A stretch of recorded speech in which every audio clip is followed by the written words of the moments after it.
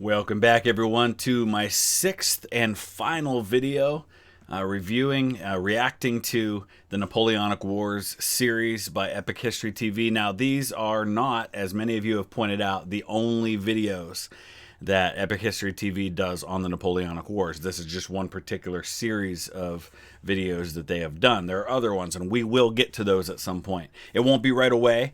But I want to do some other things as well. But if you have particular suggestions or requests for reactions, I always welcome those things. And just a reminder, too, that I will be in Georgia this upcoming week from Thursday until Monday, which is Memorial Day. I'm going to be visiting the Chattanooga and Chickamauga battlefields. Won't have a lot of time, just have one day to visit Chickamauga and Chattanooga on Thursday.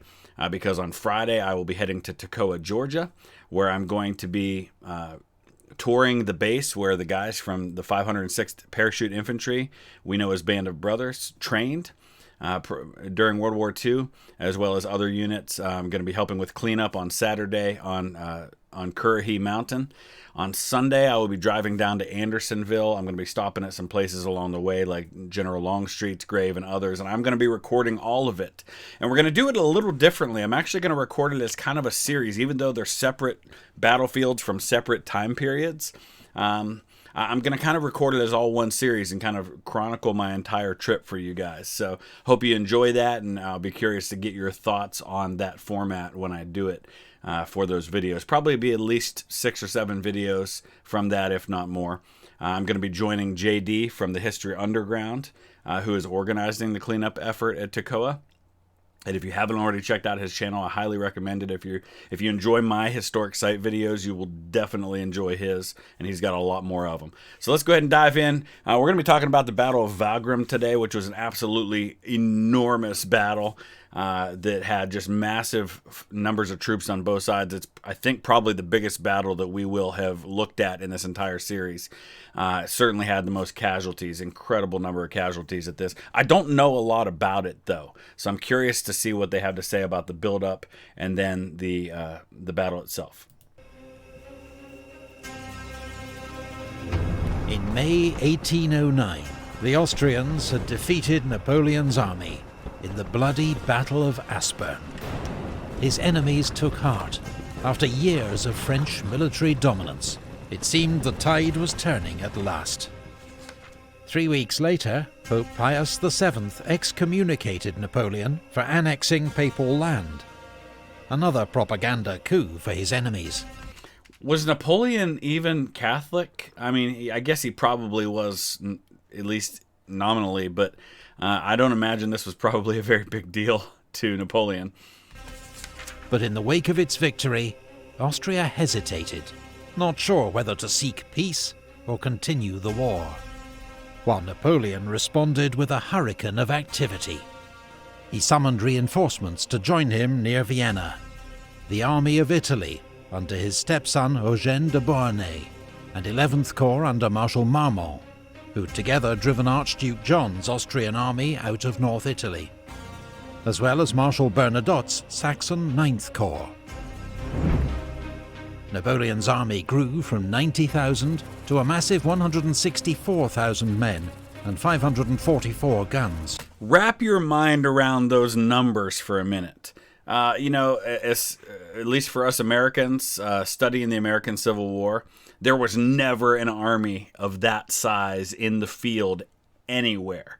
I think the largest army the Union ever had in one place would have been about 120,000 at the Battle of Fredericksburg, and they didn't deploy nearly that many, and they certainly didn't have 544 guns. This is a huge army, and they're going up against a really big army too. To take on Charles's army of 128,000 and 414 guns. 6 weeks after his first attempt had ended in defeat, Napoleon ordered his army to cross the river once more. This time his engineers had built solid bridges across the Danube to ensure there was no repeat of the disasters of Aspern. For the French army, Napoleon declared, the Danube no longer exists. I like how he worded that. And that's, you know, obviously one of the great things about any good general, any good leader is learning from your mistakes. Do not make the same mistake twice. The stage was set for the largest battle yet seen in European history.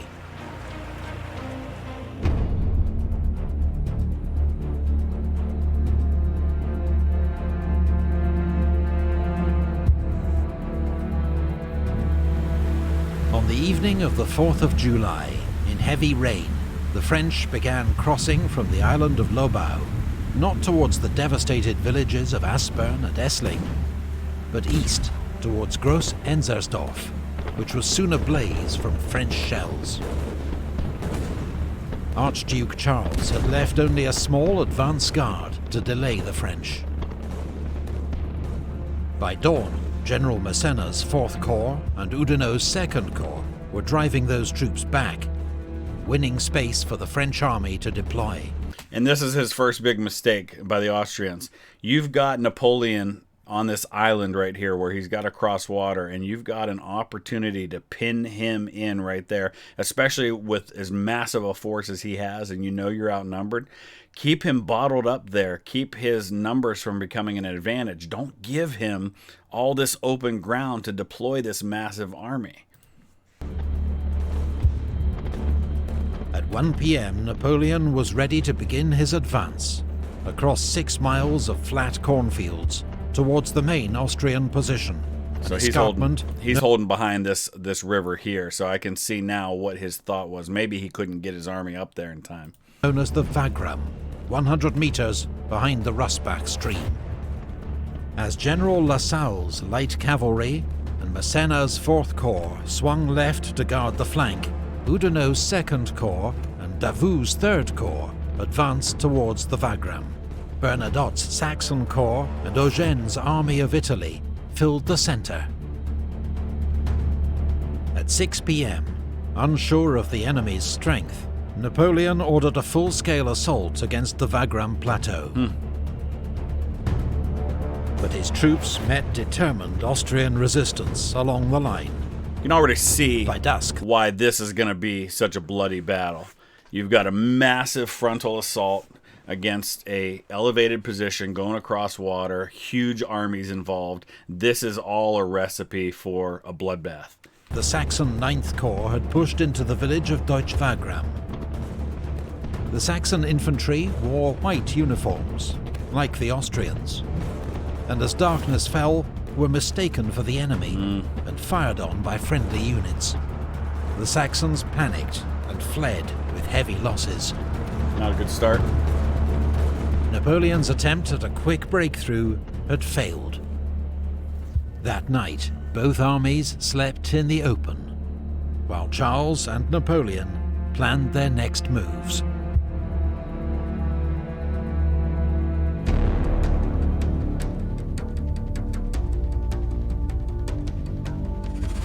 On the second day, Napoleon planned for Davout's 3rd Corps to lead the attack, rolling up the Austrian flank, while his other corps pinned down the enemy with local attacks. All I can think of in looking at this map is why, and maybe they will, why don't the Austrians, with all these troops over here, come at Napoleon's flank? But to the Emperor's fury, he learned that overnight, without orders, Marshal Bernadotte had withdrawn his battered Saxons from Aderklaa, which the Austrians now occupied. Aderklaa was a crucial strongpoint in the centre of the battlefield. Napoleon gave orders for its immediate recapture, but the French and Saxon attack failed, with heavy losses. The Austrians had their own problems. Archduke Charles, knowing he faced a superior enemy, had decided his only chance of victory lay in an all-out dawn attack. Oh, dawn attack with these guys. He was relying on just his brother, Archduke John, reaching him with 13,000 reinforcements, in time to support the attack on the left. But by dawn, there was still no sign of him. And I guess maybe the thought process is attack here so you pin these guys down so they can't reinforce his left flank. But man, you got the high ground. You've already repelled one attack. Just sit tight there and let the flanking attack do its job. What's more, as 4th Corps began its assault on Grosshofen, on time, Third Corps, which had received its orders late, was still getting into position, holding up the entire Austrian right wing. Charles had to tell 4th Corps to abort its unsupported attack until the other corps were ready. Yeah. With the Austrians paralysed by delays, at 10 AM, Davout began his attack. A fierce infantry battle erupted in the village of Markgraf Neusiedl, while in the fields, dragoons and hussars fought a giant whirling cavalry battle, as each side tried to outflank the other. Davout's corps took the village, though they couldn't stop the Austrians withdrawing to a strong new position on the Wagram escarpment. Meanwhile, a serious threat had developed to Napoleon's left flank and rear. That's your supply line. Klenau's 6th Corps had driven back the outnumbered French, with some units advancing as far as Essling, dangerously close to Napoleon's vital river crossings. So that's his river crossings, that's his avenue of escape. If it goes badly, it's probably where he's getting supplies from, but he's got all these extra troops right here. So he can probably send at least maybe some cavalry or something back here to deal with that. And the main thing is going to be repelling this attack on the left. Napoleon urgently needed to reinforce his left flank, but he was also determined to hold back his reserves for a decisive attack. So he ordered Massena's 4th Corps to march across the battlefield and reinforce the left. Didn't see that coming.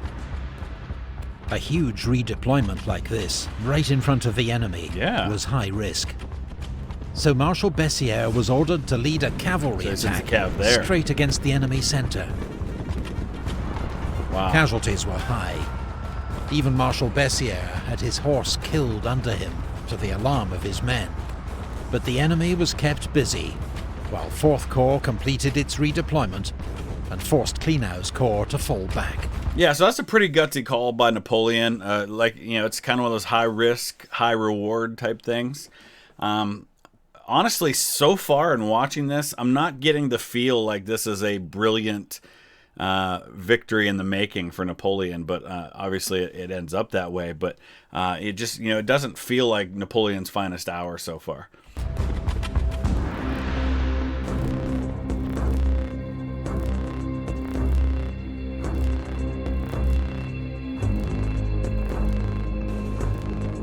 Napoleon now assembled a grand battery of more than 80 cannon in the centre of the battlefield. This was one of Napoleon's trademark tactics, the concentration of artillery to blast the enemy line and pave the way for a decisive French attack.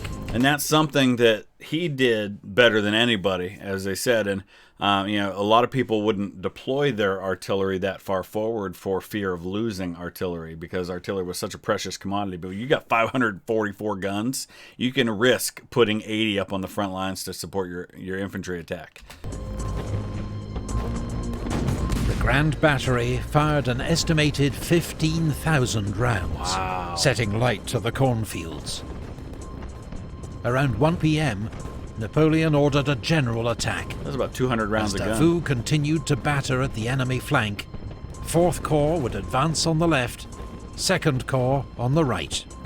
While in the centre, General MacDonald would lead forward 8,000 men of the Army of Italy, formed up in a giant three-sided square to secure his flanks. But despite the terrible French cannonade, Austrian 3rd Corps and Grenadiers of the Reserve met the French advance with torrential fire.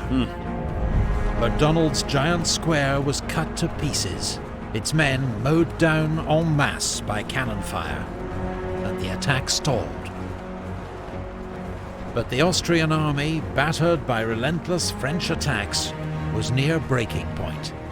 Every part of the line was under pressure from the French. Archduke Charles, determined above all to keep his army intact, ordered a retreat. The Austrian withdrawal was disciplined and well executed. Napoleon had his victory. But his army was also so shattered by fatigue and heavy losses, it was unable to launch any effective pursuit.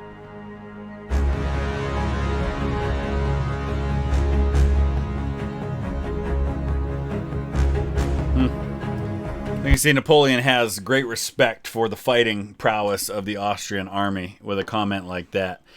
He obviously recognized that Archduke Charles and his army had fought really, really well here, despite being outnumbered. The Battle of Wagram was a brutal slugging match, the biggest and bloodiest battle yet seen in European history.